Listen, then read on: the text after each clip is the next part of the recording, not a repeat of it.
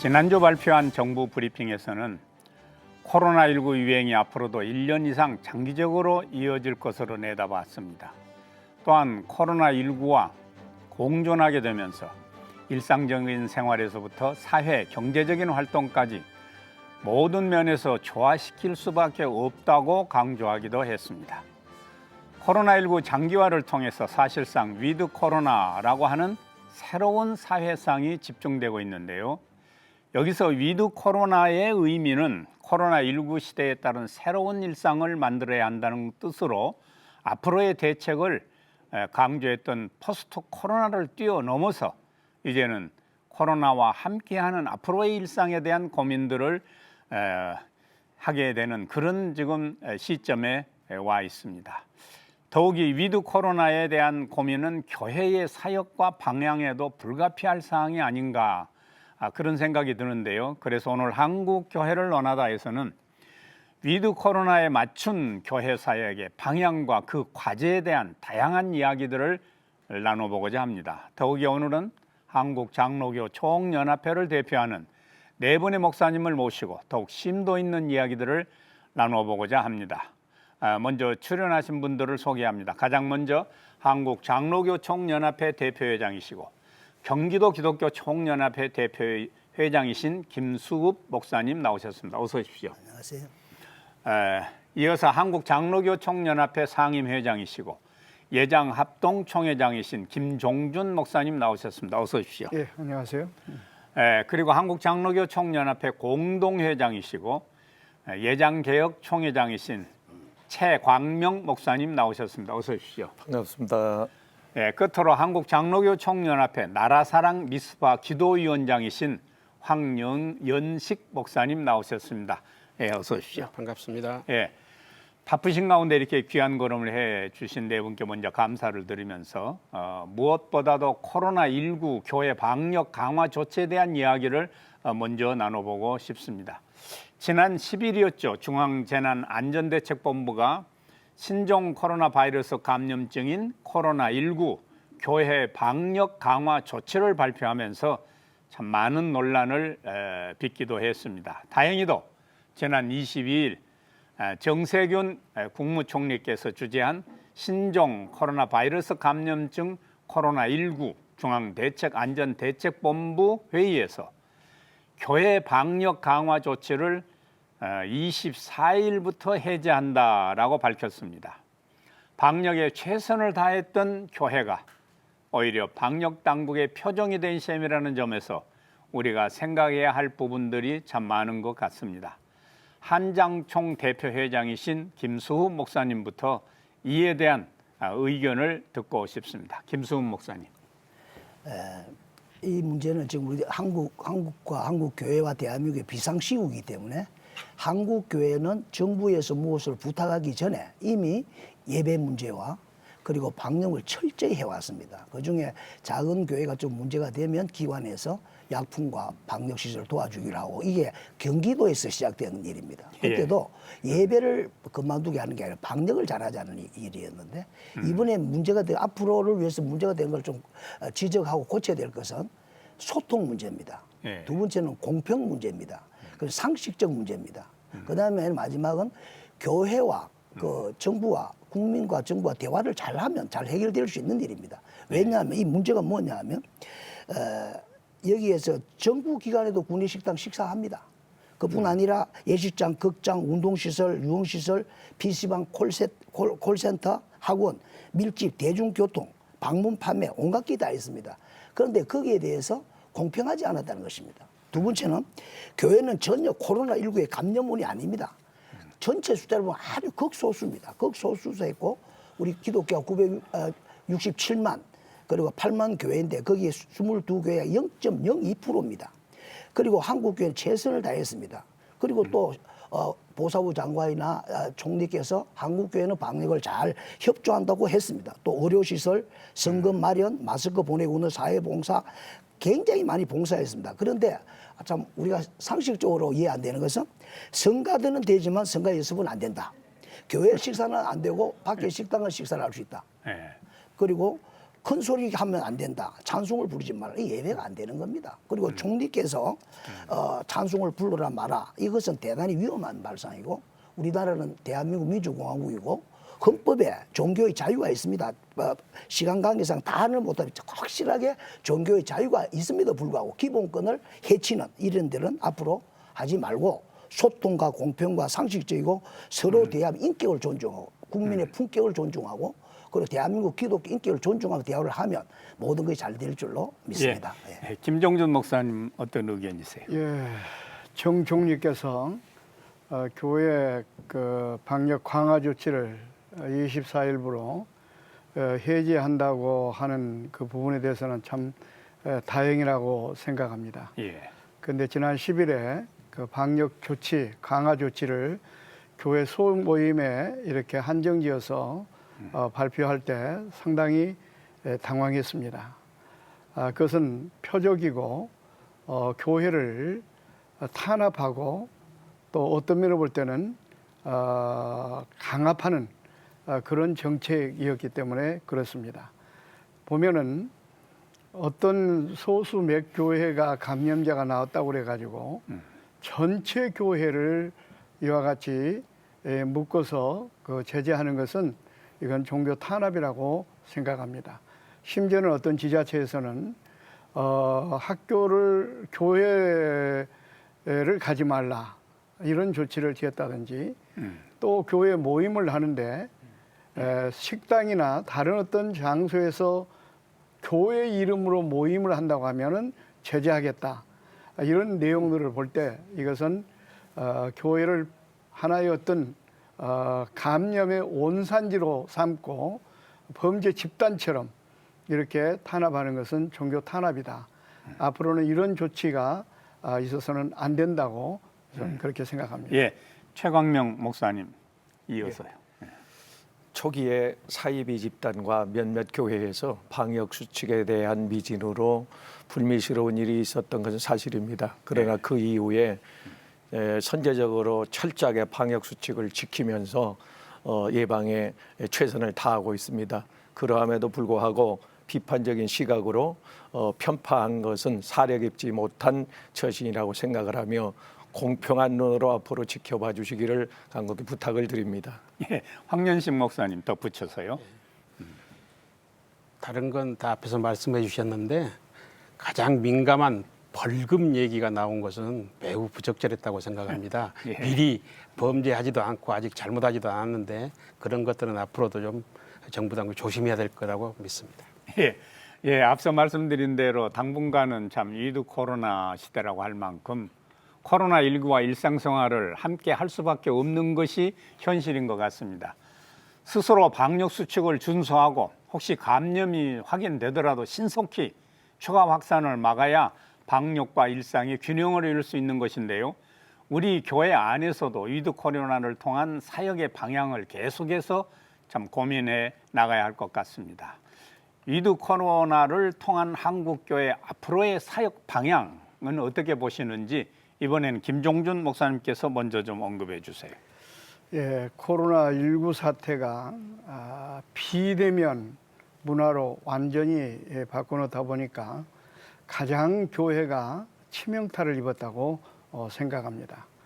그러다 보니까 이 비대면 문화로 바뀌다 보니까 나름대로 교회 안에서도 그런 프로그램을 앞으로 방향을 설정을 하는데 상당히 위험성 있는 그런 부분들이 있어서 저는 그렇게 말씀드리고 싶습니다. 교회는 모임 자체가 굉장히 중요합니다. 왜냐하면 교회의 본질은 모임이라고 생각합니다. 그렇기 때문에 이 모임을 떠나서 무슨 가상교회라든지 모바일 교회라든지 이런 어떤 대책을 세워가지고 위드 코로나 시대를 이렇게 준비하는 것은 상당히 위험성이 있다. 저는 그렇게 생각을 합니다. 그렇기 때문에 이 코로나19 사태에서 같이 가더라도 어쨌든 그러니까 교회의 본질을 살려서 모임 프로그램을 강화시켜야 된다. 그렇게 생각합니다. 그러니까 철저하게 방역 조치를 취하면서 교회가 어떻게든지 모임을 좀 강화시켜서 교회의 본질이 훼손되지 않도록 우리가 방향을 설정하고 그 일을 이루어 나가야 되지 않겠는가 이렇게 생각합니다. 로마서 12장 2절에도 보니까 세대를 본받지 말고 하나님의 뜻이 무엇인지 분별하도록 하라 이렇게 말씀하고 있습니다. 세대가 이와 같이 비대면 세대로 바뀌었다 할지라도 우리 교회 본질이 변화되지 않는 그런 측면에서 대책을 세워 강구해 나가야 된다. 저는 그렇게 예. 생각을 하고 있습니다. 예, 김순 목사님 좀 더. 예, 좀 방금 목사님 말씀한 그대로고 하나 우리에게 코로나가 우리 한국 교회에 그 자극을 준 게 하나 있습니다. 예. 그게 뭐냐면 모여서 예배 드리는 게 얼마나 중요하냐. 알곡이냐 죽정이냐. 그러니까 정말 하나님 사랑하는 사람은 예배를 좀 목숨으로 드려야 된다는 걸 깨닫게 했고 좀 약간 왔다 갔다 하는 사람들에게는 이거는 좀 굉장히 신앙생활에 자기들이 결단을 해야 할 시간이 왔기 때문에 나쁜 일도 많지만 앞으로 이 기회를 통하여 예배가 진짜 하나님 보시 아름다운 예배로 가게 될 줄로 믿습니다. 예, 최광명 목사님 이어서요. 모든 역사와 인생의 문제는 성경의 해답이 있다고 합니다.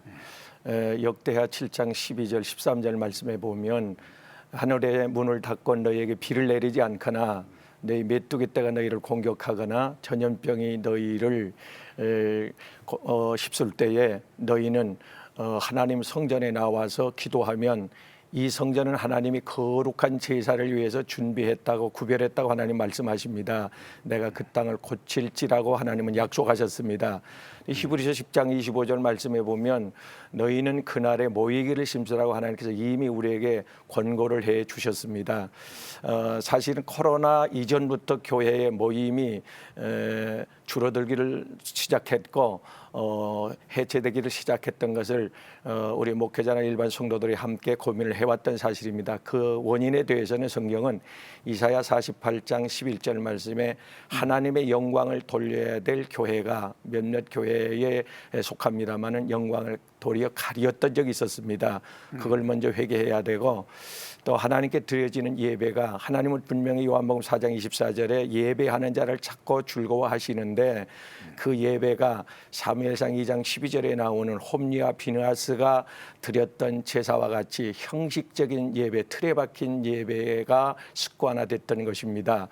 또 하나는 누가복음 21장 11절 말씀에 마지막 때 징조 중에 하나로 전염병을 언급해 주셨는데 이 전염병 사태로 인해서 교회 문이 닫혀져 가고 있습니다. 계시록 3장 8절 말씀에는 한 번 하나님께서 그 문을 닫으면 그 문을 열 자가 없다고 말씀하시는데 그 문이 닫혀가는 이유가 로마서 그 11장 25절에 이방인의 그 수가 다 차면 예. 하나님께서 문을 닫으실 수도 있는데 혹시 하나님이 선택된 예정된 이방인의 구원받아야 할 숫자가 다 차서 그러진 않았나 깊이 생각해 보아야 될 문제인 것 같습니다. 예. 저희 좀 한국 교회를 논하다가 지난 2주에 걸쳐서 나눈 주제이기도 한데요. 예년 같으면 교회들마다 여름 성경학교와 여름 수련회, 또 여름 단기 해외 선교 등으로 지금이 가장 활발히 움직여야 할 시기지요. 하지만 코로나19로 모든 여름 사역의 계획들이 일부 제한되거나 또 변경되어졌습니다. 일정은 짧지만 다음 세대들이 곧 방학을 앞두고 있거든요. 목사님들께서 담임하시는 그 교회들의 여름 사역에 대한 수정 내용은 어떤지 궁금합니다. 그리고 한국 교회들 전반적인 여름 사역의 흐름과 또 한장총에서는 어떤 방향으로 권면하고 계신지 그것도 좀 듣고 싶습니다. 김수 목사님. 그거는 각 교단에서 다 하는데 특별히 우리 김종중 목사님이 다음 세대 주일학 전문가니까 전문가 말씀하시고 저는 간단히 하겠습니다. 말씀하십시오. 예. 사실은 여름은 어떤 면을 볼 때 우리 다음 세대들에게 성경을 집중적으로 가르칠 수 있는 아주 좋은 기회였습니다. 그래서 여름 성경학교가 그동안 많은 영혼들을 구원하는 그 황금 어장이 되었고 또 여름 성경학교나 캠프를 통해서 정말 주일날 1시간 동안 하는 그 교육을 다 하지 못한 교육을 집중적으로 하는 좋은 기회였습니다. 그런데 이번 코로나19 사태로 인해서 여름 행사가 지금 상당히 위협을 받고 있습니다. 그래서 이번 여름 행사는 우리 교단 차원에서 또 우리 교회에서도 어떻게 준비하고 있느냐 하면은 아무래도 숙식을 하는 그런 수련회나 그런 캠프 같은 것은 지양을 하고 예. 교회에서 과거에가 우리가 여름 성경학교 수련회를 보통 하면은 5일씩 이렇게 했습니다. 근데 그것이 짧아져 가지고 보통 2, 3일로 이렇게 끝나는데 오히려 더 기회가 되지 않았는가 생각합니다. 그래서 교회 안에서 오전, 오후 프로그램을 만들어서 한 5일 동안 집중적으로 교육을 한다고 한다면 오히려 또 위기가 기회가 되지 않겠는가 이렇게 생각합니다. 그래서 이런 다양한 프로그램들을 교단 차원에서도 만들어서 가정에서도 성경학교를 할 수 있고 또 이렇게 그룹별로 할 수 있도록 이렇게 좀 준비해서 자료를 지금 배포하고 있습니다. 각 교회마다 여름 수련회나 캠프는 좀 지양하고 교회에서 그런 신앙훈련 프로그램을 진행하도록 그렇게 준비하고 있습니다. 예. 최강명 목사님 뭐 개혁총회 또는 지금 심호하시는 교회 사례를 좀 얘기해 주세요. 예. 그 교회의 기능 중에 하나가 사람을 회심시켜서 알곡을 만드는 것이라고 생각이 되는데요. 특별히 어린 아이들에게는 디모데후서 3장 16절 말씀대로 내가 어려서부터 성경을 알았나니 성경은 등이 너로 하여금 바르게 영혼은 물론이고 인성과 삶의 그 방법까지도 바르게 교육하는 것이 성경인데 그런 자리를 못 가진 에 대해서 상당히 안타깝게 생각합니다. 예전에 보면은 성경학교나 수련회를 통해서 아이들이 많이 달라집니다. 물들였던 아이들이 물을 다시 지우는가 하면 또 혹시 호기심에서 술 담배를 했던 아이들이 그것을 주머니에서 내놓고 눈물로 회개하고 그 하나님 앞에 돌아오기도 했습니다. 그런데 이런 사태를 맞이해서 한국교회에서 이 성경학교나 수련회를 못 가진 데 대해서 상당히 마음이 아프고 여기에 대비해서 저희 교회 같은 경우는 1일 여름 성경학교를 개최하는데 식사는 도시락으로 준비를 합니다. 그리고 숙제를 대신 부모님과 성경 공부를 함께 할 수 있는 그런 주제로 성경 공부를 아이들한테 배부를 해가지고 그 성경 공부에 대한 시험 답안을 가지고 온 아이들에게는 또 푸짐한 상품도 준비하고 있습니다. 그리고 그 아이들이 이제 사회에 나가서 고아원이나 양로원 같은 데 소외된 계층을 찾아가서 그걸 방문을 하고 돌아와서 교회에 보고를 할 때는 또 교회에서 나름대로 그들에게 상품을 준비해서 권하고 있습니다. 예, 저희 코로나19 비대면 시대를 살아가게 되면서 지금 최강명 목사님도 언급을 하셨습니다만 모두가 가정에서의 시간이 길어졌고 또 그만큼 가정에 대한 관심, 가정에 대한 교회들의 사역이 좀 많은 고민이고 그 반면에 함께 생각해봐야 할 문제가 1인 가족이나 언급하신 그 소외된 이웃들에 대한 돌봄 사역 이런 것이 또 중요하지 않는가. 이전에는 이들에게 교회가 버팀목이 되어온 것이 사실인데 코로나19로 버팀목이 되어왔던 교회의 역할이 단절된 상황들이 많아서 교회들마다 고민이 큽니다. 코로나19로 더욱 중요하게 부각된 가정을 위한 교회들의 노력, 그리고 1인 가정과 소외된 이웃들을 향한 사역까지 이것을 어떻게 보시는지 김수 목사님. 요거는 제가 간단히 말씀드릴게요. 저는 이제 부교하고 선교 많이 세계를 많이 가봤는데 예. 한국 교회 교인의 큰 약점이 뭐냐면 자기 교회 어떤 목사님 어느 교회에서는 신앙생활을 잘하는 거예요. 예. 혼자서는 예배를 못 드리는 거예요. 혼자서는 독립되는 게 안 돼요. 교회라 가는 게 하나님께 부름받은 백성인데 한 사람이 어디서는 예배를 드릴 수 있어야 되는데 예배 드리는 교육이 안 된 거예요 지금. 그래서 이번에 참 좋은 기회가 왔는데 이번에 우리가 예배와 그 예배를 드리는 가정이 바로 교회인데 교회가 무너지면 교회가 안 되잖아요. 그러니까 한 사람이 어디에 있든지 예배를 드릴 수 있고 가정에서 예배를 드릴 수 있고 하나님 만날 수 있는 그 교육을 좀 철저히 이번에 해야 된다고 생각합니다. 예. 그리고 바로 그런 의미에서 소외된 이웃도 그렇게 돌봐주면 참 좋지 않겠나 그렇게 생각합니다. 예. 예, 김정준 목사님. 예, 이번에 그 코로나 사태로 인해서 교회에 모이지 못하고 그동안 가정에서 이렇게 영상으로 예배를 드리는 것들이 많이 습관화되어 있습니다. 그래서 저희 교회나 또 우리 교단에서는 가정 예배를 이게 활성화를 시키는 그런 운동을 펼치고 있습니다. 그래서 예배 모든 순서지라든지 또 예배 말씀 같은 것을 이와 같이 프린트해서 나눠줘서 가정에서 예배를 드릴 수 있도록, 그래서 식구들과 함께 예배를 드릴 수 있도록 이렇게 하고 있고, 특별히 이제 소외계층에 있는 사람들은 오히려 어려울 때일수록 그분들이 하나님을 의지하려고 하는 그 마음이 있습니다. 그래서 그런 교구별로 해서 그런 어려운 사람들을 맨투맨으로 찾아가서 1대1의 신앙 교육을 시키고 이렇게 지금 관리를 하고 있습니다. 예, 최광명 목사님 부원에서. 예, 그 예전에는 그 학원이나 유치원의 교육 시스템이 그렇게 발달되지 못했을 때는 교회 안에 선교원이라는 시설이 있어서 예. 그 아이들의 교육과 교회 부흥에 상당히 이바지를 했더랬습니다. 현재도 마찬가지지만 미래도 한국 교회가 이런 그 교육적인 방향의 길잡이가 돼야 되지 않겠나 생각을 하면서 가정에서 또 타 기관에서 할 수 없는 이런 아이디어를 개발을 해가지고 요즘에는 이제 고령화 시대를 맞다 보니까 노인 학교라든가 주야간 돌봄 그런 그 시스템도 적용해 볼 만하고, 그리고 이제 또 가정에서 가족들이 모여 있다 보니까 좋은 점도 많은데 또 싸움도 많이 일어난다고 그래요.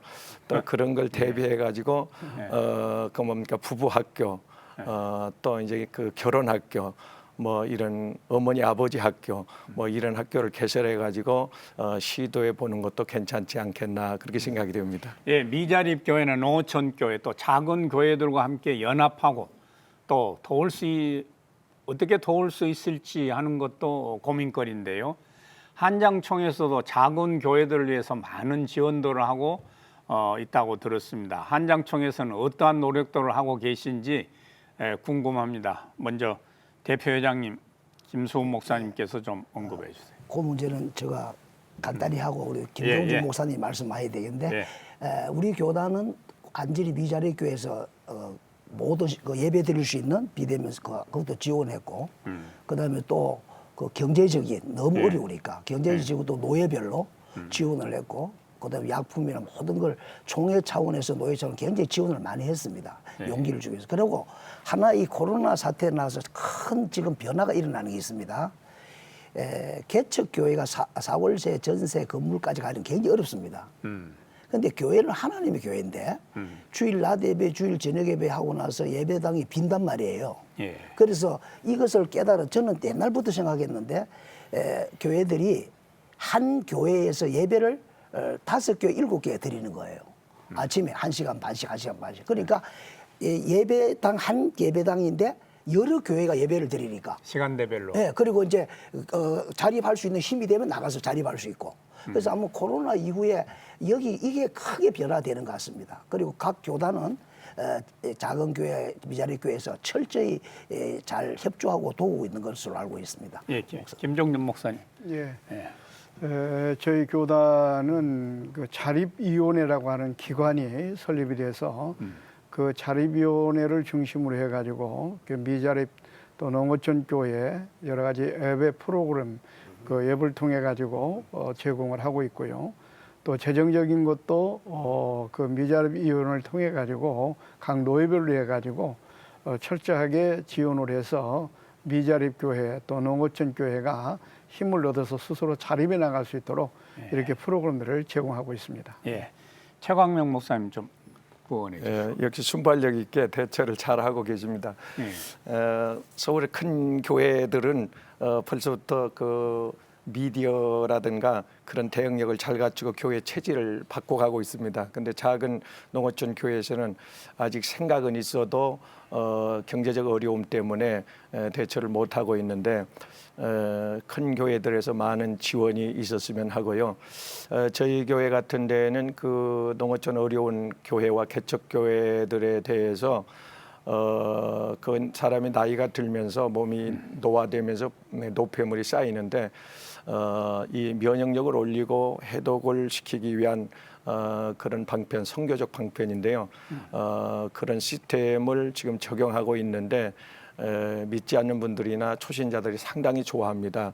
그러면 주일 같은 때 무료로 개방을 해서 이분들이 교회에 찾아와서 그 시설을 이용하고 식사를 간단하게 하고 예배까지 드리고 간다면 이게 시너지 효과가 부흥에 크게 있지 않겠나 그렇게 생각을 합니다. 예, 황년식 목사님이 작은 교회를 위한 우리 한장총의 노력들 좀 소개해 주세요.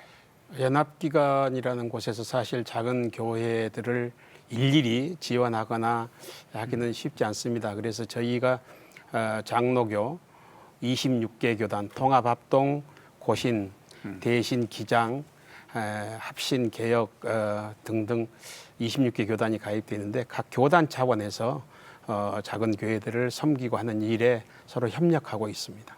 예, 최근 들어서 그 정치적 발언에 신중했던 한국 교회 주요 목회자들도 이 포괄적 차별 금지 법안에 대해서만은 본격적인 반대 목소리를 내고 있습니다. 이에 대한 그리스도인으로서의 어떻게 바라봐야 하고 또 어떤 노력이 필요한지 한장총의 생각과 그 노력에 대해서 좀 듣고 싶습니다. 김수 목사님. 예, 이 문제는 제가 좀 정확하게 이야기하겠습니다.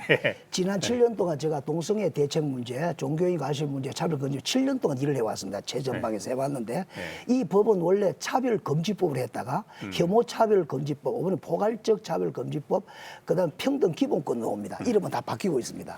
그런데 이것은 사실 결론을 말하면 이 법은 만들지도 말아야 되고 이런 헬스는 절대 안 되는 법입니다. 근데 이게 중요한 게 많은데 내용이 많은데 간단히 좀 설명하겠습니다. 첫째는 표현, 학문, 종교의 자유, 행복 추구권을 억압합니다.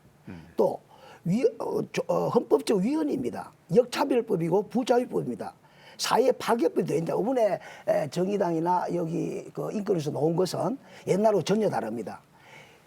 이거는 5,200만 전체를 상대하게 되어 있습니다. 그리고 서로가 감시해야 되고 서로가 그 고소해야 되고 분열됩니다. 이게 역자극이 되면 여당이든 야당이든 누구든지 안 걸릴 사람이 없어요. 다 걸립니다. 그러니까 이거는 정말 해서는 안 될 법입니다. 그리고 국가인권위원회 2조 3호에 나오는데 여기에 보면 법체계, 행정, 교육, 사회 체계를 바꿉니다. 그리고 일평양조로 갑니다. 완전히 국론 분열이 됩니다. 세 번째는 현재 17가지의 개별 차별 금지법이 있습니다. 충분합니다. 그런데 이번에 21개가 나왔습니다. 그중에 아까 황 목사님 지적했는데 가장 문제가 있습니다. 만일에 혐오나 뭐 이런 거 할 때에 형사처벌, 손해배상, 징벌적 벌금입니다. 징벌금 이거는 계속적으로 벌금 내게 합니다. 완전히 망해버립니다, 사람이. 그뿐 아니라 3천만 이상 벌금 감옥으로 이렇게 되어 있습니다. 그러니까 이것은 있을 수 없는 이야기입니다. 그리고 정치, 경제, 기업, 사회, 교육, 문화, 종교, 체육, 예술, 복지, 인터넷, 국민 전 영역에 다 관계되는 겁니다. 그리고 국가인권위원회가 한 위원회인데 이 법이 통과되면 국가위원회가 행정부 위에, 국회 위에, 정부 위에 올라가 버립니다. 그리고 여섯 번째는 차별범죄법으로 이 가유 불급인데 사회 체제를 다 바꿀 뿐 아니라 국민을 전 국민 압제할 수 있기 때문에 안 됩니다. 일곱 번째, 현재 개별 차별 금지법도 충분합니다. 충분한데 포괄적 차별 금지법은 전부 다 하기 때문에 만일에 저도 이게 밤새도록 법을 봤는데 정상적인 사람이 보면 이거는 사람을 차별하지 말자고 좋지요. 그러나 이 내용은 뭐냐면 차별 금지를 반대하는 사람을 처벌하는 법입니다. 이 법이. 그러니까 이건 안 되는 이야기입니다. 왜냐? 물론 한 사람 한 사람 인권을 존중하는 것은 좋습니다. 우리 기독교는 정말 뭐 장자 누구나 존중합니다. 옷에 그 말하고 있는 소수자들이 하고 싶은 거 다 하고 있습니다. 우리는 핍박하지도 않습니다. 우리는 그거는 죄고 우리는 그들의 인권을 존경하고 그들이 영혼을 살기 위해서 노력하고 있습니다. 그런데 대한민국 국민의 거의 85% 되는 사람들이 정상적인 선량한 시민과 신앙생활 잘하고 있는 사람들을 이 법에 의하면 전부 다 범죄자가 되고 죄인이 되는 것입니다. 예. 서양 나라에서 이렇게 해서 전부 사회가 파괴되는 것입니다. 그렇기 때문에 예. 이것은 제가 알기로는 예. 여당이나 야당이나 핵심하는 분들은 예. 이 법은 별로 좋지 않기 때문에 안 해야 된다 하는 그런 정서가 있다고 듣고 있습니다. 그래서 예. 만들지도 말고 통과시키지도 말아야 합니다. 예. 대한민국을 위해서 자유민주주의 공화국입니다. 예. 김종준 목사님은 어떻게 생각하시는지? 우리 김수훈 목사님께서 잘 설명을 해주셨습니다. 문제는 이게 이제 법사위를 통해 가지고 본회의에 상정이 돼서 통과가 되면 문제입니다. 그렇기 때문에 우리 모든 교회가 연합을 해서 이 법을 막는데 우리가 기도하고 신경을 써야 된다고 생각합니다. 예. 최강명 목사님. 예, 대한민국은 민주자유국가고 표현의 자유가 있는 나라인데 그 소수 무리들의 주장에 의하여 법이 휘둘려서는 안 된다고 생각합니다. 혐오감을 느끼는 것에 대해서 표현할 수 있는 자유가 있는 겁니다. 네. 그런데 그 법을 어느 한쪽에만 치우쳐서 그 법을 논한다면 이건 바른 법이라고 생각하지 않고 후손들에게 우리가 윤리 도덕적으로도 그렇고 하나님이 네. 가장 싫어하는 게 우상숭배와 음행인데 이런 것들을 눈 감아 준다는 건 있을 수 없는 일인데 한국교회가 연합해서 대처했으면 좋겠습니다. 예. 예, 우리 좀 본 주제로 좀 더 접근해 보고 싶습니다. 무엇보다도 한국 교회의 가장 큰 역할은 연합이 아닐까 생각합니다. 코로나19로 공예배의 축소화, 비대면 사역 등으로 우리 모두가 함께 연합하지 못하고 단절된 생활들에 어느덧 익숙해져만 가고 있는데요. 하지만 한국교회연합은 곧 장로교단의 연합과 좀 밀접하다고 할 만큼 한국교회에서 장로교단의 위상, 정말 큰 역할들을 감당해 왔습니다. 앞으로도 한국교회를 위한 장로교단의 역할과 그 계획들이 있다면은 무엇인지 김수훈 목사님. 예. 한국 장로교 총연합회 26개 교단, 예. 4만 2천 교회, 예. 760만을 대표하는 기관입니다. 37년 됐습니다. 여기는 합동 통합 7개, 그 예. 합신, 대신 예. 다 중요한 교단이 다 들어있고, 그리고 여기는 참 연합되고 기장도 들어있습니다. 그래서 하나가 되죠. 그럼 한장총 역할이 뭐냐? 한장총은 사람의 몸으로 보면 척추입니다.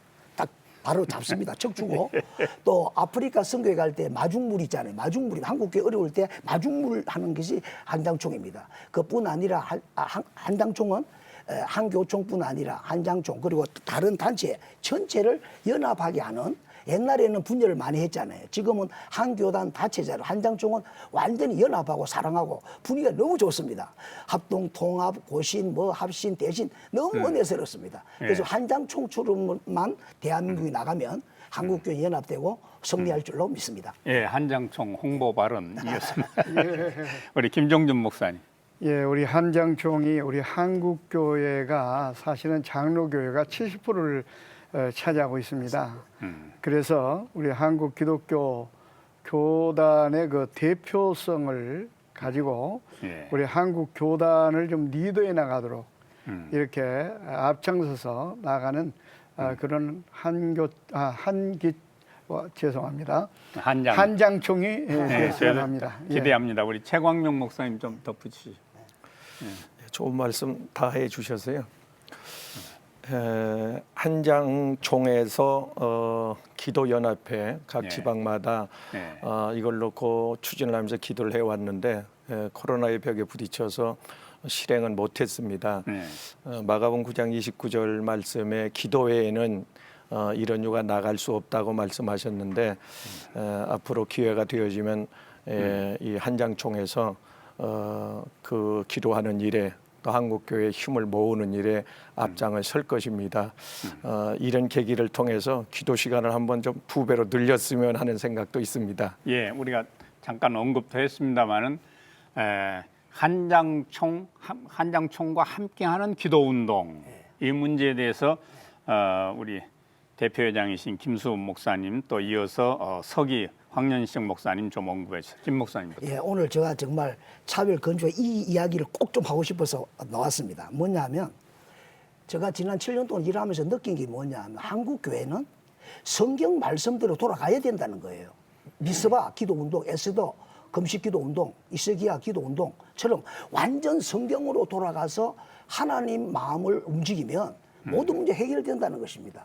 제가 동성애 1차 그 서울시청 반대할 때 제가 한 15분간 인도 주도를 했는데 그때 제가 하는 게 서운한 게 있습니다. 뭐냐면 만일에 내가 이 자리에서 어떤 사람이 총을 맞아 순교를 하더라도 우리 한국교회가 산다면 나는 죽겠다. 그러나 그래서 한장총 대표장을 해가지고 왜냐면 부회장 해봤자 3분밖에 발언 못하니까 그래서 대표장에서 이걸 하겠다 이래서 시작했습니다. 2년 동안 26개 교단 중에서 나라사랑 미스바 구기도를 해가지고 18개 교단이 이 기도 운동에 참여했고 경기총은 31개 시군 중에서 28개 시군연합회가 나라사랑 구 참여했습니다. 그래서 이번에는 원래는 2월, 3월, 4월 달에 그 광화문에서 큰 대집회를 하고 전국적인 영적 각성 대운동을 하려고 했는데 코로나 때문에 안 됐습니다. 그래서 이번에 깨어라 일어나라 한국교회 대한민국이에요. 이래서 성령의 능력으로 영적 각성을 들이키자.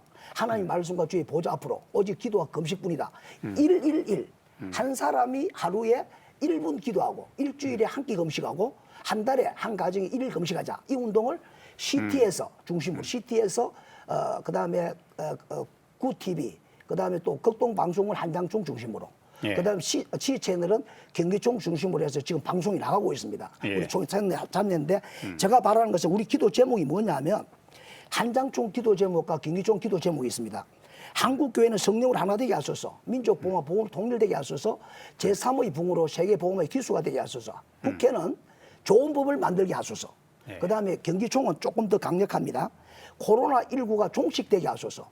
그리고 경제 부흥 일어나게 하소서. 나쁜 포괄적 차별 금지권을 폐기되게 하소서. 예. 제3의 부흥으로 세계를 복음하게 해서 이래서 예. 이 운동이 아마 3개월 동안 가기 때문에 한국교회 전체가 하나의 기도로 해서 하나님 보좌를 움직여서 긍정을 받고 주의 이름으로 승리할 줄로 믿습니다. 예, 황년식 목사님 좀 여기서 기도 운동에 대해서 좀 부가 말씀 주세요. 대표장께서 잘 말씀해 주셨는데요. 저희들이 이제 3.1절을 전후해서 대형 집회를 준비하는 과정에 코로나19로 말미암아 그게 무산되고 그러던 중에 대표회장님 저를 비롯해서 이제 임원들 한장총 총무단들이 3일간 금식 기도하면서 어떻게 해야 될까 하는 가운데 하나님이 지혜를 주셔서 이 CTS를 중심으로 해서 나라사랑 미스바 기도 운동을 시작하자. 그래서 이미 이번 주 월요일부터 CTS 뉴스 중간과 마무리에 오늘 출연하신 대표회장님, 상무회장님, 공동회장님을 비롯한 여러분들께서 주제를 그때그때 줍니다. 이게 4주씩 그래서 월화수목금 나가고 또 그 다음 달에 또 다른 분들 이렇게 대표회장님, 상임회장님 주로 많이 하십니다만은 그래서 3개월 동안 우리가 기도를 운동을 전개하게 됐습니다. 목사님들, 성도님들 기도 안 하신 분이 계시겠습니까? 그러나 한 가지 주제를 놓고 예. 한 목소리로 한 시간에 그래서 매일 낮 아까도 말씀드린 12시에 1분 이상 일주일에 한 끼 이상 금식하면서 기도를 하는데 잘 아시겠지만 옛말에도 급하면 급할수록 돌아가라 그래요. 이게 여러 가지 지금 상황이 좋지 않지만 이럴수록 우리는 기도 그리고 찬양 그리고 말씀으로 돌아간다고 생각해서 이 운동을 전개했고 아울러서 이제 타 방송에도 몇 군데 해서 우리가 전체적인 그런 일을 추진하면서 28일 11시에는 한국교회 백주년 기념관 소강당에서 이 기도 운동에 대한 기자회견도 준비하고 있습니다. 예. 한 가지 말씀드릴 것은 적극적인 기도에 동참해 주시기를 목사님과 성도를 부탁드리겠습니다. 예. 예, 끝으로 이제 코로나19로 많은 성도들이 지쳐 있습니다. 한국교회를 대표하시는 네 분께서 다음 세대들 또 한국교회 성도님들 사역자들까지 권면의 말씀 또 혹은 기도 제목 짧게 한 말씀씩 부탁드립니다. 네, 김종준 목사님. 예, 우리 믿는 사람들에게 찾아오는 환난과 역경은 오히려 하나님께서 큰 축복을 주기 위한 과정이라고 생각합니다. 시험과 연단의 과정을 통해서 정금과 같이 나오게 하신다고 이렇게 말씀하셨습니다. 그러므로 이 어려운 때 더욱더 하나님을 의지하고 믿음으로 잘 극복한다면 오히려 더 큰 축복과 부흥과 은혜가 임할 줄로 믿습니다. 최강명 목사님. 교회는 예수님의 피값으로 세워진 하나님의 거룩한 집입니다. 믿음의 선조들이 목숨 걸고 지켜낸 교회, 성령이 이 땅에 오셔서 세워진 교회, 그리고 예수님이 이 땅에 오실 때에 휴거할 교회입니다. 또 1000년 동안 예수님과 함께 왕노릇할 교회인데 하나님께서는 분명히 이 성전에서 너희를 만나서 너희의 눈물도 닦아주고 병도 고쳐주고 여기서 너를 만나주겠다고 약속하셨습니다. 예레미야 29장 12절에 내가 여기 와서 기도하면 내가 들어주겠다고 하나님 말씀하셨습니다. 성전을 항상 사모하시기를 바라고, 또 목회자나 지도자 여러분들께서는 그 예배를 그 현장감 있는 예배, 어떻게 하면 그 예배를 살릴까에 고민을 하셨으면 좋겠습니다. 세계적 올림픽 경기가 열릴 때 집에서 편하게 TV 앞에서 시청할 수도 있지만 시간을 들여서 경비를 들여서 운동장까지 찾아가는 것은 경기장까지 가는 것은 현장감이 있기 때문입니다. 예. 그 현장감 있는 예배는 끝으로 그 다윗이 기뻐서 춤을 추며 하나님을 찬양하며 예배드렸던, 또 이삭이 자기를 제물로 하나님 앞에 드리며 예배드렸던, 이삭아가 성전에 그득한 하나님의 영광 가운데 엎드려 그 위엄 앞에서 고백하며 예배드렸던 그런 예배 말입니다. 이런 그 현장감 있는 예배를 주문하고 싶습니다. 예, 황년식 목사님. 예, 말씀하셨지만 예배는 하나님을 믿으며 천국을 소망하는 성도들에게는 생명과 같은 것입니다. 어떠한 경우도 포기할 수 없습니다. 많이 힘들고 지치고 정부 당국에서 어떠한 되지 않을 말로 문제를 삼는다 할지라도 예배를 사모하시고 교회를 달려나가시고 그리고 기도하시고 찬양하셔서 이 모든 위기를 하나님의 은혜로 하나님의 보좌를 움직임으로 말미암아 이루어내시고 그래서 한국교회가 더욱더 부흥하고 성장하기를 기도합니다. 한 말씀 할게요. 예. 홍해 바다가 와야 갈라집니다. 예. 광야에 가야 만남 며칠 생기고 요단강을 건너 축복하는데 지금 대한민국은 전 세계 기도하는 분들이나 성경을 볼 때 최악의 상태는 최대의 기적입니다. 우리가 주님께로 돌아가야 합니다. 에스더처럼 전 기독교인들이 죽으면 죽이다 하면 이번 사태가 1977년도 일어났던 제3의 부운동이 영적 대각성도 크게 한국교회가 다시 일어나서 세계를 보험하는 제일 좋은 계기가 올 줄로 믿습니다. 예, 한국 교회를 논하다. 오늘은 코로나19 장기화를 통해 코로나와 일상을 함께할 위드 코로나 속에서 한국 교회 사역과 그 방향, 과제에 대한 다양한 이야기들을 귀한 네 분의 목사님들과 말씀을 나눴습니다. 모든 위기 가운데서 완벽한 회복은 결국 하나님 안에서 이루어질 것입니다. 하지만 우리는 그 가운데 하나님 안에서 지혜와 방법들을 온전한 기도로 구해야 할 것입니다. 한장총이 함께하는 나라 사랑 미스바 기도 운동처럼 우리가 연합하여 기도의 끈을 놓지 않을 때 이 위기 속에서 하나님께서는 하나님의 방법대로 우리의 기도에 응답해 주시리라 확신합니다. 한국 교회를 논하다 오늘 순서 여기서 마칩니다. 함께해 주신 여러분 고맙습니다.